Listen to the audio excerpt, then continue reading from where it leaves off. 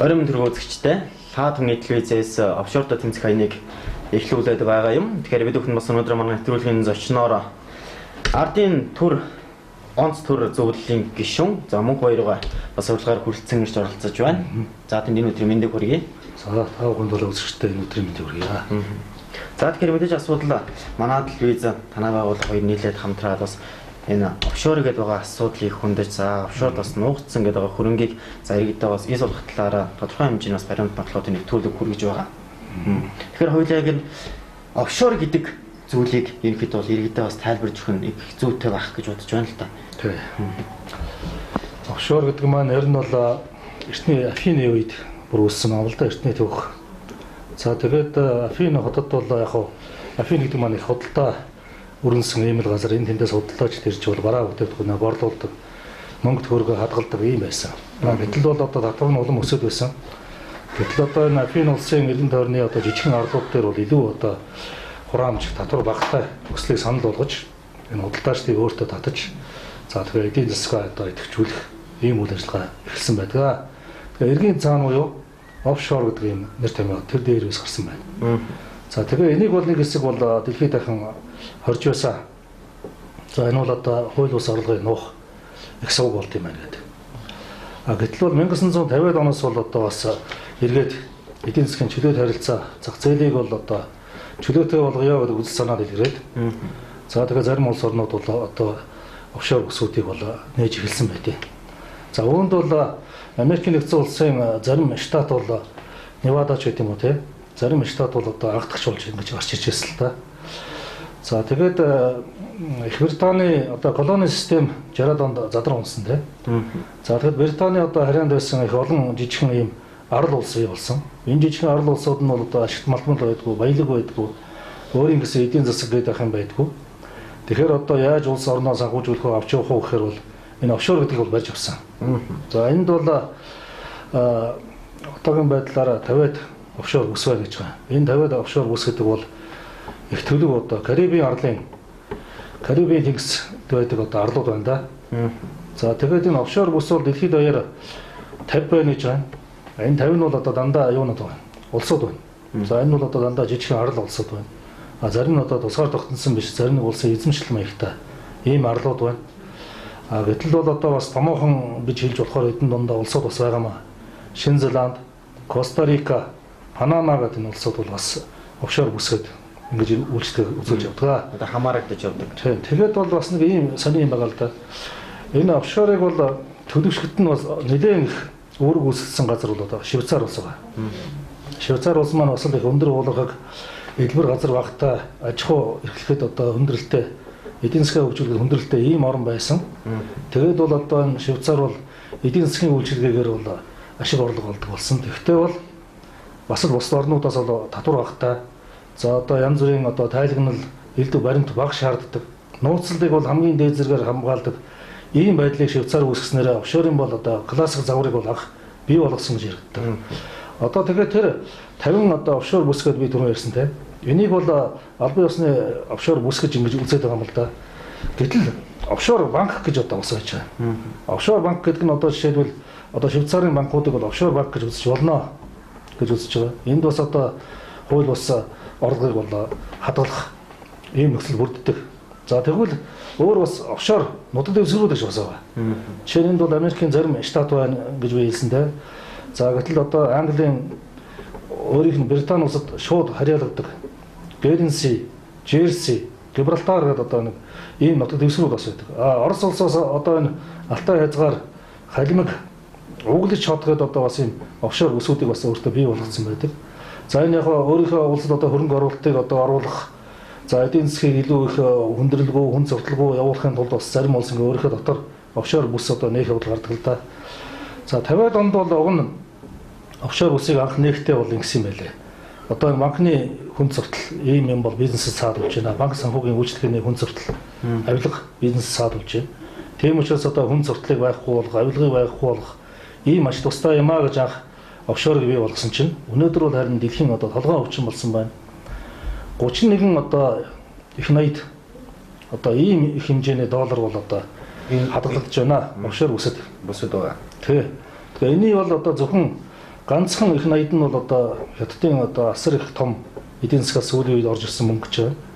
Тэгэхээр одоо хятадаас ихтэл одоо ганцхан орсон байна гэхээр одоо энэ олон жилийн турш одоо ямар их хэмжээний мөнгө тэнд хуримтлагдчихад байгаа нь бол ойлгомжтой. За тэгэхээр одоо сүүлийн үед одоо энэ Панамын хэрэг гэдгээр бас асуудал хөндлөө. Окей. Иймэрхүү ер нь бол өнгөрсөн түүхээс товч тулах иймэрхүү байна. Одоо мэдээж асуудал нутаг орныг за одоо эдийн засгийн хямралын хүн нөхцөл байдалд тодорхой хэмжээнд даван туулах зорилгоор одоо цааш нь далд хийсэн нэг талын одоо мөнгө гэж ойлгож болох юм шүү дээ. Одоо энэ офшор данс гэдэг байгаа. Тэр бүхэл одоо дэлхийн нийтэд одоо газар хүрээ авсан томоохон хэмжээний одоо банк ус бараг санхүүгийн байгууллага гэдэг утгаас ойлгож болох уу? Зүгээр ойлголтын талаар. Тий. Ер нь бол ийм байгаа юм л да. Одоо энэ Mossack Fonseca гэдэг компани байна. Одоо энэ офшорын ажлыг одоо үйлчлдэг хууль эрхцэн үйлчлэгээ үзүүлдэг юм компани. Энэ компани одоо мэдээллийг харахад бол энэ офшор бүс гэдэг нь юм глобал том үзэгдэл болсон юм байна гэдэг нь бол харагдсан. Зөх хэмжээний бас одоо мэдээллийн солилцоотой зөх хэмжээний бас зохион байгуулалтанд орсон. Түүнээс биш энд нэг бусдаагаа харьцдаггүй офшор бүс, энд нэг бусдаагаа харьцдаггүй офшор банк биш. Энэ бол нэлээд томоохон дэлхийн зохион байгуулалттай өвчин зүйл болцсон болов уу гэмээр магадж байгаа юм л да.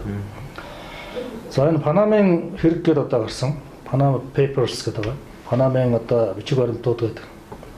Энэ хэрэг нь бол одоо 2 жилийн өмнө бол нэг нууцхан тий өөрийгөө Джон Доу гэж нэрлсэн нууцхан. Одоо энэ Эдвард Сноуден, Assange гэдэг шиг нэг тийм хакер хүн юм байл л дээ. Тэг өөрийгөө Джон Доу гэдэг байгаа. Энэ бол Джон Доу гэдэг бол Англи улсад энэ хуулинд иргэн математикад ямар нэг юм жишээлж ярихдаа бол одоо жишээлээд иргэн Джон Доу гэж ярьдаг нэг ийм л үг энэ хиймэл нэр тий. Тэр Джон Доу гэдэг хүн бол энэ Mossack Fonseca гэдэг энэ дэлхийн одоо офшорт үйлчилдэг тэргүүл компани одоо юмроо мэдээллийн сан руу бол хакердж орсон. Тэгээ 11.5 сая одоо файлыг тэр хүн бол хакердж авсан. Хакердж аваад тэрнийхээ зөвхөн нэршлийн хэсэг, он сарын хэсэг ийм юм энэ бол одоо Süddeutsche Zeitung гэдэг Германы одоо филид дамжуулсан, сан дамжуулсан. За тэгээ энэ файлыг бол одоо олон улсын сэтгүүлчдийн ерэн сурвалжлах сэтгүүлчдийн консорциум бол судалж үзсэн. Тэгэхээр судалж үзээд энэ бол ер нь үнэн бодиттой юм байна гэдэг дүгнэлтэнд хүрээд бусад янз бүрийн ил байгаа мэдээллүүдтэй харьцуулж үзээд үнэн бодиттой юм байна гэдэг дүгнэлтэнд хүрээд тэгээ үүнийг бол жилийн өмнө 5 сарын 9-нд бол одоо нийтлсэн олон улсын консорциум бол өнгөрсөн жил. Тий. Энэ нь бол одоо манай улсын бол сонгуулийн өмнөх цаг үе гэж таарсан. Түүнээс шууд энэ шууган бол сонгуультай холбогдоод манайхан тэгдсэн биш. Сонгуулийн өмнө ингээд санаандгүй таацсан байгаа. Тэгэхээр 5 сарын 9-нд одоо гарахад бол энэ хойд хөршийн маань ялалтын баяр томоохон баяр байгаа. Энэ үеэр гарсныг бол одоо бас зарим хүмүүс бол хардаж байсан. Үүнийг бол одоо хакердсан ажлыг бол Сорос болон Америкийн олон улсын хөгжлийн одоо агентлаг хоёр одоо хамтар зохион байгуулсан байж болно. Ингэхдээ Америкийн нэгдсэн улсад одоо таагүй байдаг одоо тийм улсын удирдагчдыг бол илчлэх, эвгүй байдалд оруулах гэж ийм хийсэн байж болох юм а гэсэн хардлага гарсан. Гэхдээ бол энэ хардлага нь юунаас үүдсэн байвал Wikileaks дээр одоо гарч ирсэн зарим материалыг үзэхэд бол тийм хардлага бол төрж болохоор байсан. Гэхдээ бас Америкийн томоохон хүмүүс одоо улс төрчид одоо ерөнхийлөгчдийн зөвлөх зэрэг одоо ийм хүмүүс бас өрцснийг бодоход бас Америк өөрийгөө цайруулад бусдыг хардуулах гэсэн юм байна гэсэн бас харагдахгүй байгаа. За ямар ч байсан энэгээр одоо тэгээд дэлхийн томоохон одоо улсуудын улс төрчид эвгүй байдалд орсон, дорнгоо төрүүдийн удирдагчид эвгүй байдалд орсон. 21 бол төрийн тэргүүн байсан болон төрийн тэргүүн байгаа ийм хүмүүс бол офшор данстай гэдэг нь ичлэгцээ. Исланд улсын ерөнхий сайдыг бол одоо офшор данстай гэдгийг мэдээд бол ард иргэд нь эсэргүүцлийн хөдөлгөөн өрнүүлээд одоо энэ томоохон улс төрийн зөвтгөлтийн хүн бол үйл ажиллагаа ил байх хэвээр, санхүүгийн үйл ажиллагаа шилэн байх хэвээр. Тийм учраас хууль зөрчсөн гэдэг одоо огцруулсан байх жишээ нь. За тэгээд бүх улсууд энд бол одоо ер нь 50-60 улсын одоо хүмүүсийн офшор данс бол нэлээд их хэмжээгээр илэрсэн байна. За тэр улсууд бол ерөөсөө энийг үзэл юунд ийм ажиллагаанд орсон. Татвараас зогтсон гэмт хэрэг энэ одоо офшорын баримтуудын цаана нуугдж гинөө гэж. Тэгээ энэ Mossack Fonseca-гийн илэрсэн энэ жагсаалтан дээр суурлаад нэр нь холбогдсон хүмүүсийг бүгдээрийнх нь бол энэ улсад бүгдийг шалгасан. Асуусан. Тэгээд нэлээд хэдийн бас одоо нэг хятад улс гэхэд энэ үнэгний ав гэдэг ажиллагаа явуулахдаа бол нэлээд ашигласан гэж байна. Тэгээд бол харин хятад улс бол гэхдээ бид энэ Панамын хэргийн бичиг баримттай суурилж одоо инглээ гэдгийг бол жаахан нууцлсан. Энэ бол цэвэр одоо манай төрийн одоо сайн үйл ажиллагаанаас болж ингэсэн юм аа гэж мэдээлсэн юм байдаг. Одоо Орос улсад гэхэд бас өөрийн төрийн төшөөдөө шалгаад тэгээд саяхан нэг сайдыг бол одоо ажлаас нь огцруулад одоо цааш эрүү үсгэд бол шалгаж байна. За тэгээ олон улсад бол одоо янз бүрийн албан тушаалтнууд бол өөрсдөө огцрох хөвтлөө өгсөн юм уу? Огцорсон юм байгаа. Даан улс бол одоо энэ дээр суурилж шалгахдаа бүр гүнзгийрүүлээ те. Süddeutsche Zeitung сонд бол хандсан. Цаад одоо Жон Доу гэдэгтэй хүн тэр бидэнтэй холбож өгөөч ээ. Одоо хүсэл гаргасан. Тэр хүн бол одоо гүнзгийрүүлсэн мэдээлэл байгаа байхгүй. Тэгээд тэр Дайн улстай холбоотой зах хэмжээний бид нар бас гүнзгийрүүлсэн мэдээлэл авъя гэхэд бол сая $400,000 бол худалданаа Дайн улстай холбоотой мэдээлэл гэж тэр хүн хэлээд Дайн улс бол худалдаж аваад одоо гүнзгийрүүлэн үзэж шалгаж заримд нь хариуцлага хүлээлгээд ингээд байж байгаа. Татвараас зүгтаасан хэргийг. Монгол улсын хувьд бол одоо энэ Mossack Fonseca-гийн энэ материал донд бол одоо энэ 49 субъект гарч ирсэн байгаа. 49. Тий. Энийний бол ихэнх нь бол хувь хүн байгаа. За зарим нь бол одоо компани байгаа. Компани нэрээр тэр офшор бүсгүүдэд бол компани байгуулсан байгаа юм л да. Охин компани маягаар. Ихэнх хүн нь болохоор өөрийнхөө нэрээр тэр офшор бүсгүүдэд компани байгуулсан байна. За тэгээд бол энэ офшор бүсэд бол яаж мөнгө хадгалдаг юм бэ гэвэл офшор бүсэд бол офшор компани гэдэг юм байгуул. За тэгээд тэр офшор компанид байгуулагдах мэдээж хэрэг бол данстай шүү дээ. Тэр данс руугаа юм аваачаар хийждэг. За тэгээд тэр офшор бүсэд нэгэнд орцсон учраас мэдээлэл нь бүрэн нууцлдаг. Тэгээ ингээд энэ мөнгө нууцлуулдаг нэг юм дэлхийн толгой өвдсөн юм томоохон асуудал болсон. Одоо ямар энэ 50 улсын шин одоо эзэлж аваад одоо хамгийн юм одоо илчлээл хүчээр шийдэлтэй биш. Нэг ийм хүнд асуудал гарчаад байгаа. Тэгэхээр мэдээж бас манай улсад одоо орсон байгаа нь одоо 49 субъект гэдэг байгаа. Эдгээр хувь молон байгууллагууд манай хэдэн оноос ахуулаад энэхүү офшор данст мөнгөө байршуулж ихсэн юм бол. Тийм ээ. Энэ бас их сонирхолтой байх л та. Тий. Энэ дээр болоо штэ. 77 оноос эхэлж одоо офшор дансанд байршуулсан мөнгийг бол энэ Mossack Fonseca гэдэг байгууллага одоо энэ мэдээллүүдийг бол бүртгэж нэгтгэж тэгээ энийхээ үндсэн дээр өөрөө үйл ажиллагаа явуулдаг ийм байсан юм байлээ. Тэгээ одоо бол энэ жил бол яг чинь 77 оноос хойш ихэр чинь 40 жил те 40 жил. Яг 40 жилийн одоо энд материал байна офшор дансны. Энд бол зөвхөн офшор бүсүүд их байгаа. Офшор банкных бол байхгүй. Офшор нутаг дэвсгэрүүдийн үйл ажиллагаа бол байхгүй. Офшор бүсгүүдэд байгаа өөрийнхөө улсыг одоо бүхлээр нь офшор бүсгээс зарласан байгаа их төлөв арлын улсуудын мэдээлэл байгаа.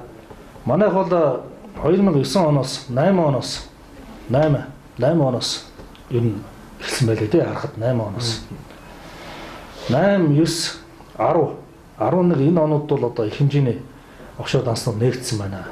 Энэ одоо яг юутад авахсж байгаа гэдэг нь бол бас судалж үзэх ёстой асуудал. За юуны өмнө бол одоо энэ оюун толгойг одоо шийдэх асуудал тийм болон одоо гэрээ хэлэлцээ. Тэр үед бол янз бүрийн одоо доктортой гэрээ, уул уурхайн гэрээнүүд бол олноор байгуулагдчихсан ийм асуудал байгаа. Энэ дундаас хамгийн том нь бол оюун толгойн асуудал яригдчихсэн. Оюун толгойн асуудал нь тэр үед яригдж байгаад 10 онд одоо шийдэгдсэн байдаг шүү дээ. Ер нь одоо ихэнх хэмжээнд шийдэгдсэн юм л байдаг. Хөрөнгө оруулах гэрээ, хөв нийлүүлэгчийн гэрээ хоёр бол 10 онд байгуулагдсан.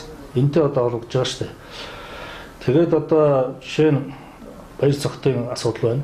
Сайд байсан те оюун толгойн гэрээ байгуулагдаж байгаа үед бол сангийн сайд байсан. Сангийн сайдад ажиллаж байсан. Тэ энэ хүний бол офшор бүсэд байрлуулсан данс нь хятадын баячуудын чагсаалтанд бол орсон байгаа юм л да. Ягаад гэхээр энэ хүн маань өөрөө нэг тийм хятадын Монгол гэж өртгүүлсэн энэ нэг юм асуудал гарсан те. Нилээд үүссэн шүү дээ нэгсэн. Мэдээлэл ялгах явцад бол хятадын баячуудын дунд оруулсан юм байл л дээ.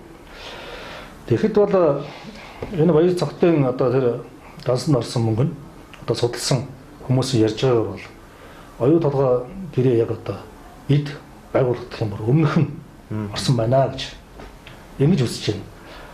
Тэгж мэдэгдэж байгаа. Үүнийг судалсан одоо байгууллагчны хуульчдын холбооны туяа цэцэг гэдэг хөөлж өсгөө байгаа. Шодрог усны төлөө тэмцэгч энэ шин цэрэнгээд өсгөө байгаа. Энэ хүмүүсийн мэдгэж байгаагаар бол оюун толгойн гэрээ яг эд үзэгдэгч байсан тэр бэлтгэл ажлын үе болон баяр цогт гэдэг хүний офшор устдах дансанд мөнгө орсон хугацаар давхцаж байна гэж. Тэгэхээр энэ бол одоо ерөөсөө яахын аргагүй анхаарал хандуулах ёстой, шалгах ёстой ийм байгаа аахгүй. Тэгэхээр нөхцөл байдлын хувьд яг сонгуультаа бас давхцаас доош нь 2008 онд ч юм сонгуул болж байсан шүү дээ. Сонгуулийн дараа бас энэ үйл ажиллагаа маань яг яригдчих эхэлсэн юм бол сонгуул бол өмнө байсан юм. Сонгуулиас өмнө байсан юм болоо тийм.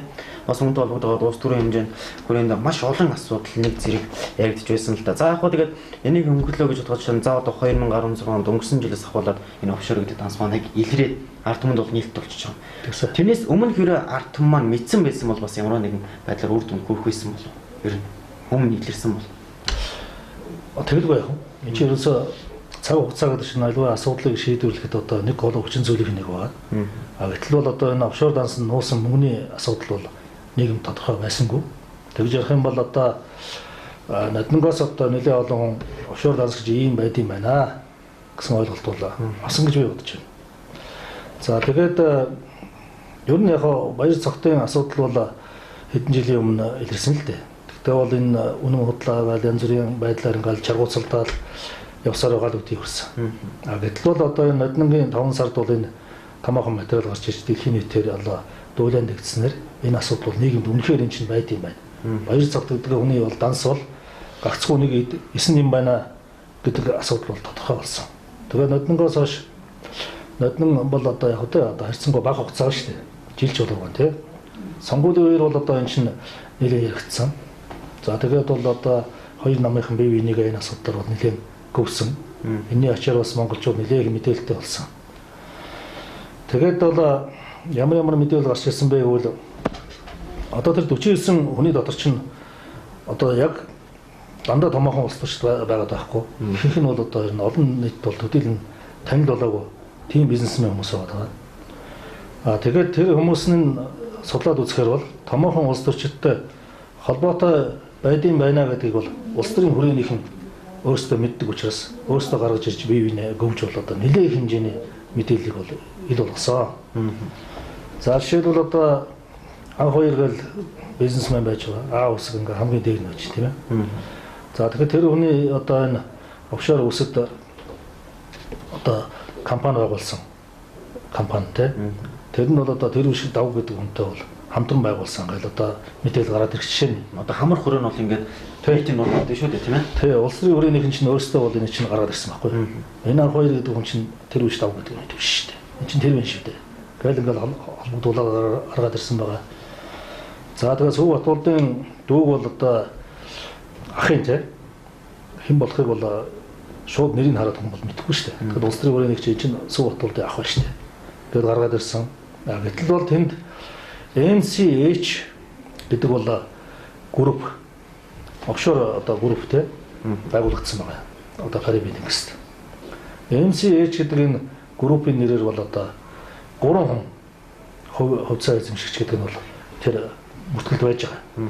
За энэ 3 хүн манайхан бас нэг ийм зарим асуудал дээр бол төвөргөл гарсан л да. За тэр Эрдэнэтийн одоо боосоос улсын хурлын гишүүн байсан Ган Зориг гэдэг хүний те. Бас ах нөлөө дүүн нөлөө Батцорг гэдэг юм байж байгаа шүү дээ. Чимэд орчин Батцорг те.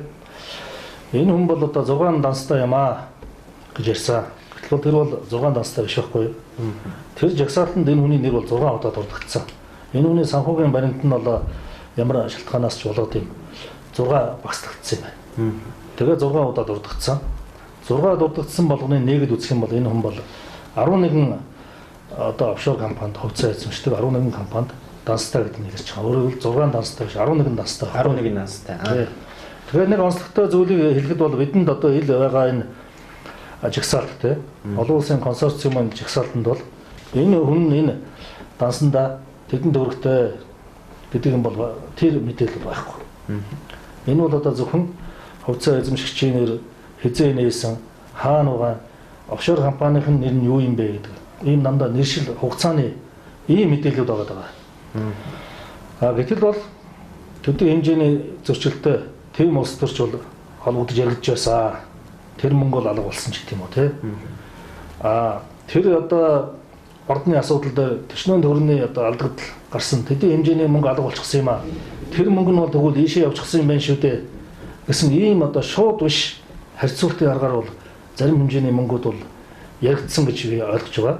Жишээлбэл үе одоо нэг мэдээлэлүүд гараад л байдаг шүү дээ. Тэр одоо мэдээлэл гарсан л байна. Сандуугийн одоо дүү те. Одоо сэргэлэн тэр хүн бол одоо 480 сая доллар офшорт нуусан байна. Тэгэл энэ нь болохоор тэр хүн тийм хэмжээний зөрчилд хардагдаж байгаа. Тийм учраас тэр нь одоо олдохгүйгаа офшор дансанд нууцсан байна гэдэг ийм бол таамаглал хардлагын одоо олон тооны ийм баримтууд цуглаж бол энэ мөнгө энэ тоонууд бол гарч ирсэн байна. За яг тэр хүн одоо хөөж мөлдсөн гэсэн үг шүү дээ. Магадлал их өндөртэй гэсэн. Өөрөөр хэлбэл тодорхой хэмжээний зөрчил тухайн хүмүүстээр яригдаад байдаг тийм их хэмжээний мөнгө яригдаад байдаг. Гэтэл тэр мөнгө нь бол одоо хаа байгаа нь мэддэг. Ил шалгаж болох их сурвалжууд дээр байдгүй. Одоо энэ офшор данстай нэр холбогдсон улс төрчдийн зарим нь бол одоо авилгатай тэмцэх газар тийм цагдаагийн газар энэ шалгаж ирсэн байдаг байхгүй янз бүрийн зөрчилтэй холбогдоод.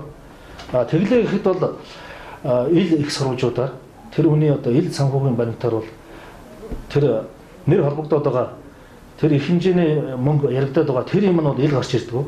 Тэгэхээр энийг чинь офшор дансанд бол нууцсан юм байна шүү дээ гэдэг ийм таамаг бол үүсэж байгаа байхгүй. Тэгээд энэ бүх одоо янз бүрийн хэмжээний зөрчлийн тооны нийлбэр нь бол нийлээд 17 тэрбум доллар болсон юм байна гэдгийг бол breaking news гэдэг манай Монголын нэг хэвлэл бол анализ хийгээд тэг гаргаж ирсэн л дээ. Нэгтгэхэд. Тий, энэ нь бол одоо офшор дансанд нуусан байж болох мөнгө гэж яригдсан бүх мөнгнүүдийг хооронд нь нэмж мөнгө юмнуудыг нэмж ягаад энэ тоон бол гарч ирсэн юм байна. Тэгээ энэ 17 тэрбум гэдэг бол бас төгс төгөлдөр бол тоо өгшил дээ. Яагаад гэвэл офшор дансанд дах бүх материал юм нь бол одоо ерөөсөө тэр дайны засгийн газар шиг сая доллар худалдаж аваад худалдаад авчаагүй учраас бас энэ бол бас өсч болно. Хит жоох юм билээ мэдэхгүй. Монгол орноос одоо хичнээн хэмжээний одоо ашигт малтмал гарсан те ямар өртөгтэй. Тэрнээс манай дарга нар хичнээн хөв өртсөн. Энийг бол одоо бид нар тооцоолохын аргагүй ба шүү дээ. Тэгээ зарим хүн бол хэлдэгтэй 50 тэрбумч байж болно, 100 тэрбумч байж болно гэж. Нэг ийм байдалтай байгаа. За тэгэхээр бас иргэд маань холбогдож мэдээж асуулт асуух хүсэж байгаа бах. Тэгэхээр хоёулаас иргэдээ авъя. Байна холбогдсон маань орой өндөргөө. Арай өндөргөө. За тэгэхээр та шууд нэвтрүүлэгтэй холбогдсон байгаа асуулттай бол асууж болно. Яа. Энэ танаа телевиз танаа хамт олондоос баяр хүргье. Навшаалтыг хэрэггээд одоо энэ үнэн мөнийг тодруулахаа явж байгаа. Тэгээд альтмод бас нэг тодорхой баримт бэлгээд одоо үзүүлж харуулдаг юм байна уу? Одоо яг тэр 17 тэрбум нь үнэхээр тэр гадаадтай байдаг юм уу? Яг улсын мөнгө төрөх мөн байдаг юм уу? Тэр мэрийг одоо нэг юм баримттайгаар ботлого баримтыг альтмод үзүүлж харуулж болтгүй юм болов уу гэж тэгвэл илүү ихтгэл үнэмшилтэй байдалтай харагдах юм болов уу гэж саналтай байгаамаа.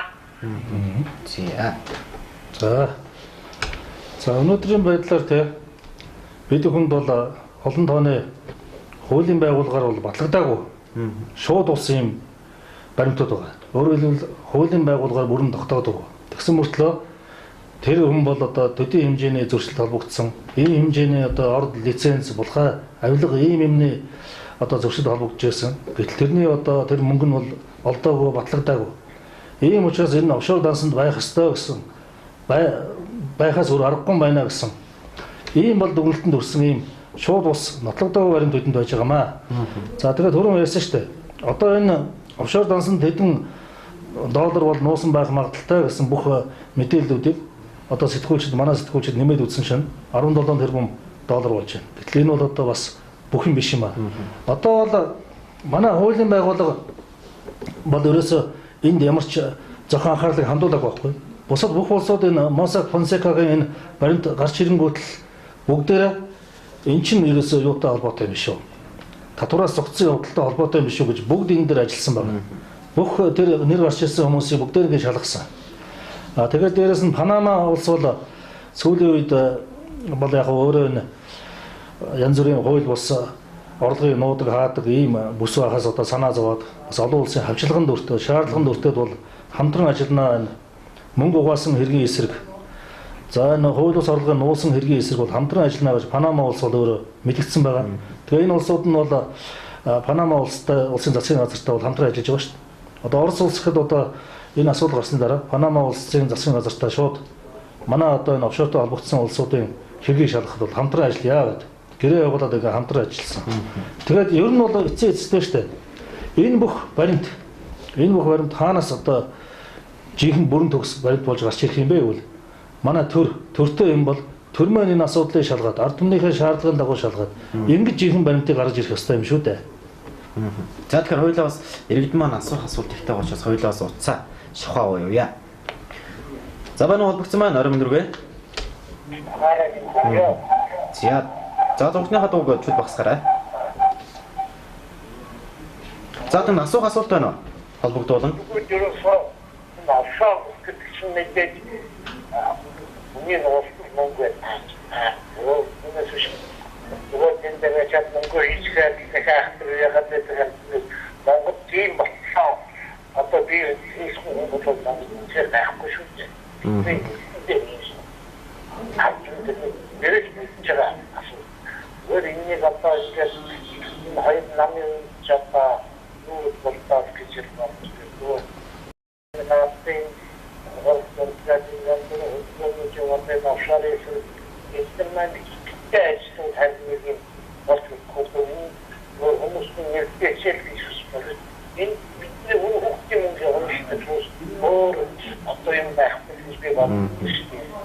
За ирлээ тань.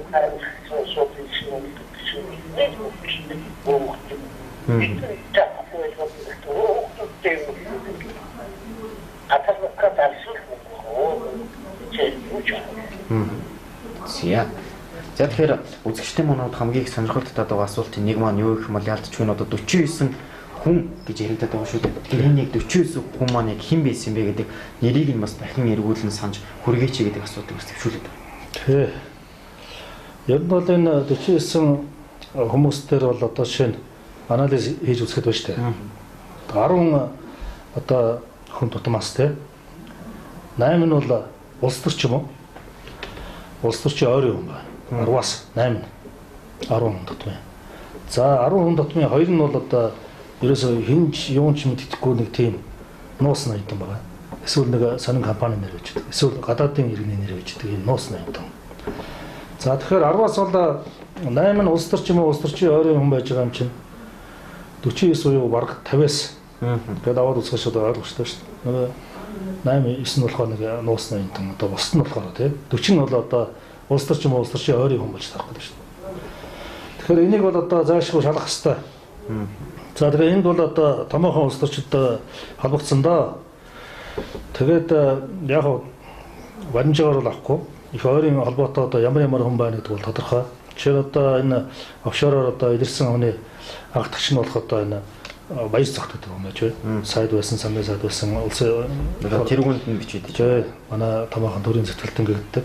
За манай ерөнхий сайд байсан одоо Санжийн баяр байж байна. Ерөнхий сайд байсан Сүүбат бол доо. За одоо сайд байсан Цогтбаатар. За барилга хот байгуулалтын сайд байсан тий. Сүүбат бол Цогтбаатар гэдэг хоёр хүн бол бас тэр офшор бүсдэх дансан гэдэг юм хоорондоо холбоотой нэг бүлэг данс маяг юм байна. Тийм учраас одоо хоёулаа хамтдаа хөвлийн хурлаа гэдээсэн шүү дээ. Одоо нэгтгсэн нэг данс байсан гэсэн үг. Тий. За тэгэхээр одоо энэ манай одоо бизнесмен улсын хурлын гишүүн Дэлгэр сайхан гэж хүн байж байна. За тэгвэл одоо манай MCS гэдэг одоо томоохон компани байж шүү дээ. За энэ компани маань одоо том долгойн маягийг эзэмших зорилгоор MMC гэдэг компани болсон. Тэгвэл энэ MMC гэдэг компани бол юу байхгүй тэр бас офшор бүс тастай.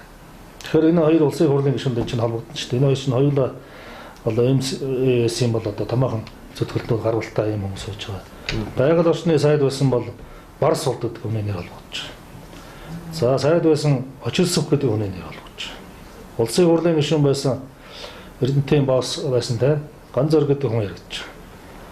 За одоо манай нийслэлийн одоо өдөртөгчдийн нэг болох Сандуу гэдэг одоо бас алдартай сайн муугаар алдарсан юм холбогдож байгаа. За манай хотын дарга байсан хүний Батуулын те хөө Чулуудаа холбогдсон. За энэ хүмүүс бол холбогдож байна тийм.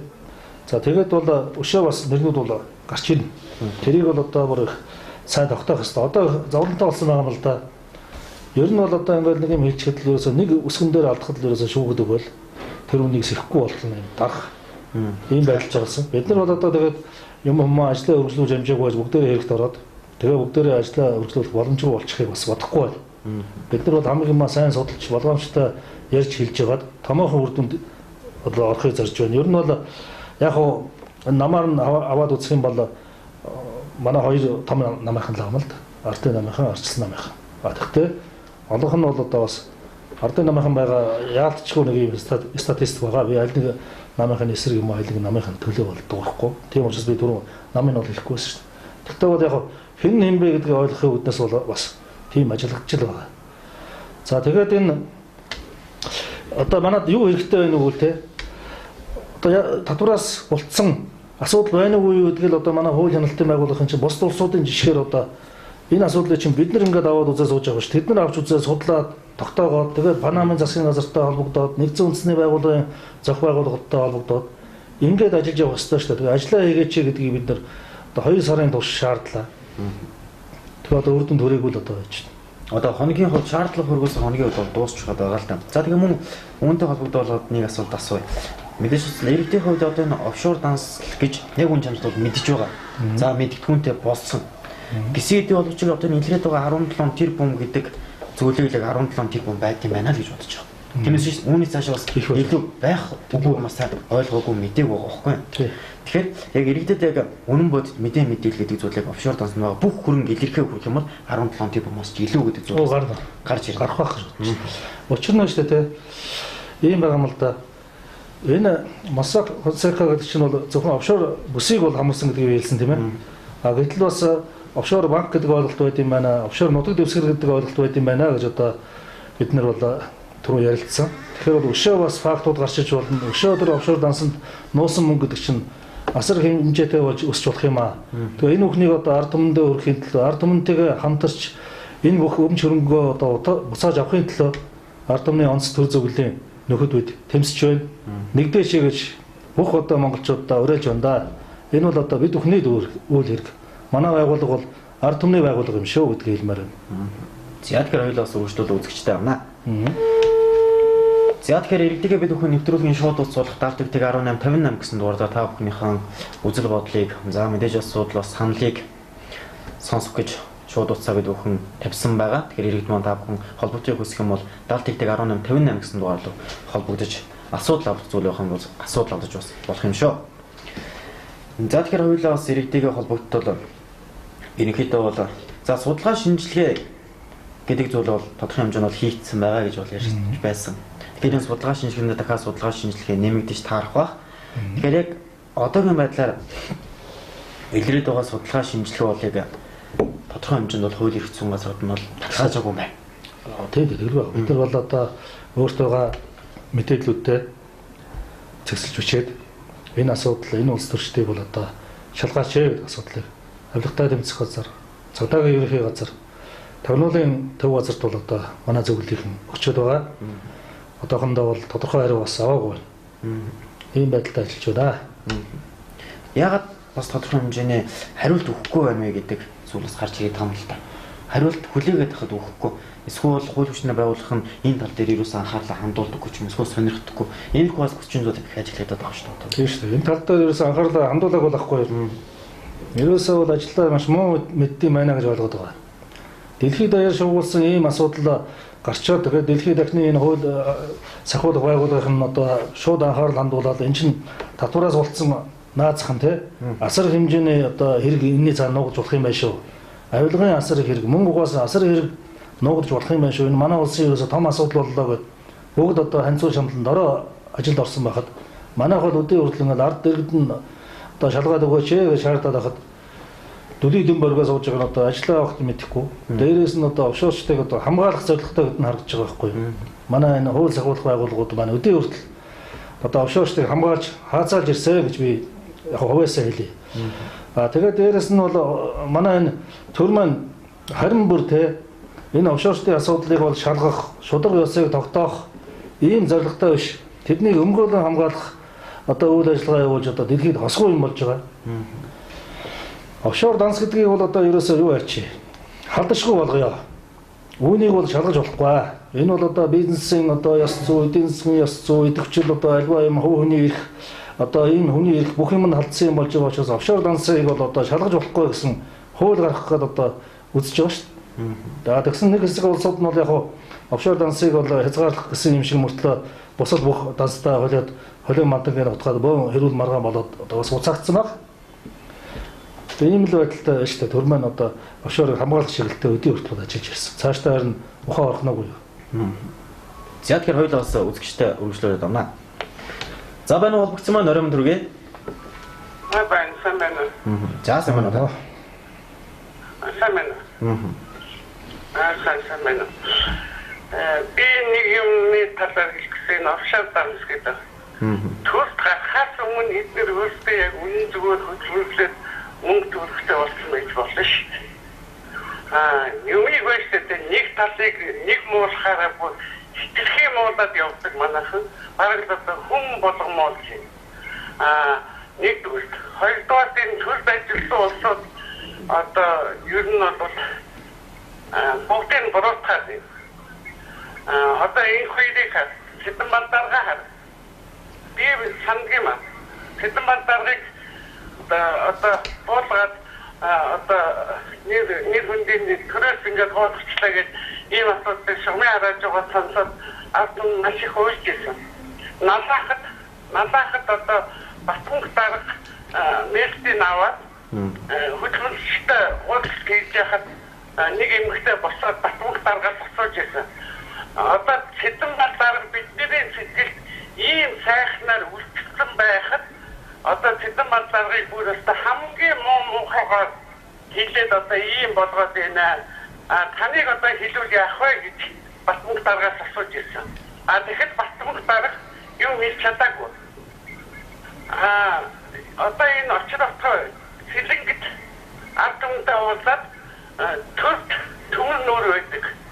Энийг харуулна гэж яхад нэлээд ширүүн гоцож гарч ирээд гайгүй юм хийх гэж чинь ард түмэн өөрсдөө эсэргүүцлүүлээд зүйлдээ очрохтой эвлэрээд явсан шүү дээ. Нэгдүгээр. Хоёрдугаар одоо энэ хоёрыг одоо ингээд шарн суулгачаад өчнөө мөнгө төгрөгийн асуудал дээр яачаад хий нөгөө хүнийг ард түмэнд бүдээ зэрэг нэг хүндийн уунгаад авсан хөрөнгө байхгүй. Мөнгөний байхгүй. Ингээд одоо эргээд энэ хоёр чартныхаа дунд ерөнхийлөгч болж магадгүй. Их хурлын гишүүн болж магадгүй. Ингээд явж штэ. Энэ их мөнгө босчоод байгаа болоод энэ улсуудыг шорон суулгаж явсахтай биш. Энэ Монголын эдийн засаг маш их уналттай байгаа.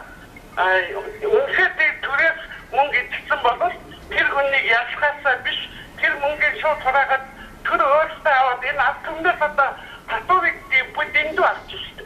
Энэ эдгээр идсэн мөнгөний алдагдлыг ард түмнээс нөхөх ийм хууль гарч ирсэн штэ. За ойлголоо. За тэгэхээр бас нэвтрүүлэн цаг баг учраас асуудал тулж байгаа.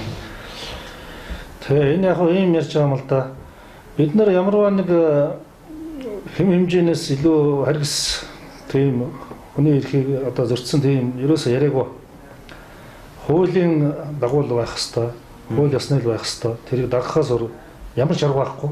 Тэр манайд те мөнгө нууж болно. Улсын мөнгө идэж болно, нууж болно гэсэн хууль байсан бол одоо яах шаарах байхгүй. Тэр хуулийг өөрчлөхийн төлөө бол одоо ярина. Тэр хүмүүс бол хууль зөрчсөн гэж одоо ярих аргагүй болно те. Тэгэхэд бол одоо энэ манай энэ улс төрийн одоо томоохон албан тушаалд ашиж байгаа хүмүүс чинь бол санхүүгийн үйл ажиллагаа нь бол ил байх хэвээр, шилэн байх хэвээр, хууль ёс зүйн юм байгаа. Тэгэхэд одоо яахлаараа офшоронд хийчээд тэгээ одоо тэр асуудлаараа дандаа худлаа юм яриад нэг тоглож байгаа санаанд өгөө нээсэн. Дотор нь найзлогт маань санаанд өгөө сая доллар хийсэн. Өөр юм байхгүй одоо юу ч байхгүй бол баахан худлаа яриад. Тэр үед одоо би нэг юу баг орчуулга хийсэн чинь миний шагналын одоо 10-20 долларыг тийш нь хийсэн байлээ ч гэдэм үү. Тоглоо наадам хийж байгаа юм шиг ийм яриа сууж байгаа. Энэ болохгүй шүү дээ. Энд чинь хууль ус явдал байхгүй юу? Тэр санхүүгийн байдлыг талаараа худлаа мэдүүлэх, ард түмний хуурам эхлэх бол одоо ялтай. Одоо ийм л учраас одоо бид нар яриад байгаа шүү. Түүнээс ш бол одоо Хууль зөрчиж байгаа юм бол юу ярих вүлээ? Тэгээ одоо хууль ёсны төлөөд байгаа. Хуулийг сахиулах нь бол одоо бид биш. Бид нар хууль сахиулна гэдэг одоо ингээд хүн амьтныг барьж яваад гэр оронд нь дайршаад мэдүүлэг авах юм бол энэ хууль зөрчсөн асуудал болно. Энийг бол төр сахиулах ёстой. За тэгээд одоо хэн нэгнийг хохирох, хэлмэгдүүлэх тийм асуудал бол байхгүй юм шүү. Энэ хүмүүс маань одоо хуулиа зөрчсөн. За яагаад одоо санхүүгийн үнэн байдлаа ард түмэнд үнээр нь хэлж болдгүй юм? Ямар нэг гин нүгэл хийгээгүй юм бол яагаад үнээр нь хэлж болдгүй юм? Яагаад тэр мөнгө одоо офшор дансан тэгээд татвар төлөхгүй сууж байгаа оронд улс орондоо байршуулад, татвараа төлөөд, улс орныхоо эдийн засгийн эргэлтэнд оруулаад ард түмнийхээ амьдралд тос олоод явж байгаа болтгүй юм. Ийм одоо шудраг ёсны асуудлыг бид нар ярьж байгаа. За тэгэхээр хоёулаа бас нэг үзэгч авчээ. Байна уу холбогдсон байна оройн түргээ?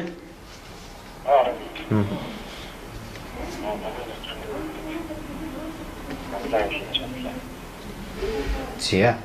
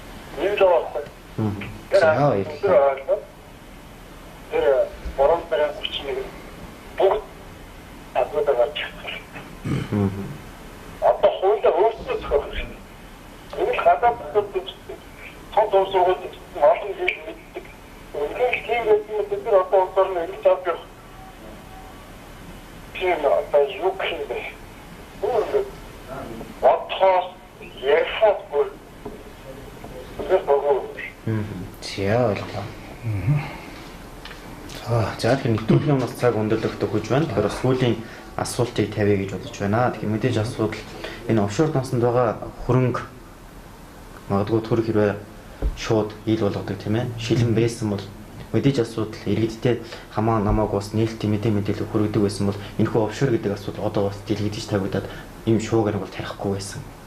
Тийм. Тэгэхээр мэдээж асуудал танаа байгууллагын хувьд энэ офшор гэдэг зүйлийг л ерөөсөө ил болгоо ард түмэнд офшорын мөнгө авчирч ирээд л ерөөхдөө энэ эдийн засгийн хүндрэлтийн цагт гаргаж ирээл гэсэн уриалгаа бол дэвшүүлээд байгаа юм. Тэгэхээр мэдээж асуудал төр энэ тал дээр багахан анхаарлаа хандуулад тийм ээ. Төр энэ тал дээр мэдээж асуудал офшорчтойгоо тэмцээд эхлэх юм бол заавал одоо манай танаа байгууллагын хувьд ч гэсэн тийм ээ. Заавал ингэж мөнгө уйл гаргаа ард түмнийг ямар нэгэн байдлаар бас энэхүү үйл ажиллагаанд уриалан дуудаа тийм ээ. За энэ офшорд байгаа хөрөнгийг уустаа одоо улсынхаа хөрөнгийн санд бий болгож өгөө гэж бид нар өөрөөр шаардахгүй болчиход байгаа юм. Тэгэхээр яалтчгүй төр маань эсрэгээр үйл ажиллагаа явуулдаг байгаа учраас ард түмэн өөрсдөө үнэхээр нэгдэх шаардлагатай болчиход байгаа. Тэр утгаараа бас танаа байгууллагаас бий болоод байгаа юм л да.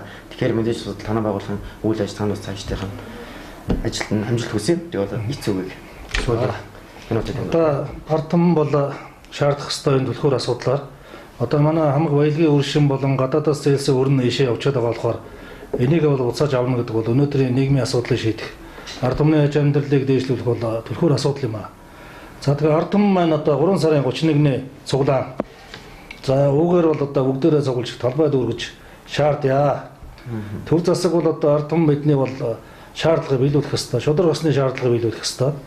За тэгээ бүгдээрээ хамтдаа үр дүнд хүрцгээе. Ард түмэн гэдэг бол өчтэй нэг удаа цуглаад нэг олигтойгоо ашиглахад баг үр дүнд хүрчнэ. За үүнд бол одоо ашиглах тухай ярьсан. За мэдээж хэрэг хууль зөрчсөн явдлын талаар яриаггүй. За тэгээ 3 сарын 31-нд бүгдээрээ ёстой хөлтөөр үлхэж хөлгүүр мөлхөд цуглаан жагсаалдаа оролцоод үнэн үгээ төрдөө өргөөрэй. Шудраг усыг хамтдаа тогтооцгоё. Ард түмний онц төр зөвлөдөө нэгтгэцгээе гэж үзэгч та бүхэнд уриалъя. За өнөөдрийн нэвтрүүлэг энэ хүрээд өндөрлөж байна үзэгчтэй. За өнөөдөр манай нэвтрүүлгийн зочноор ард түмний онц төр зөвлөлийн гишүүн Мөнх баяр хүрэлцэн ирж оролцлоо. Дараагийн дугаар хүртэл түр баяртай. Баярлалаа.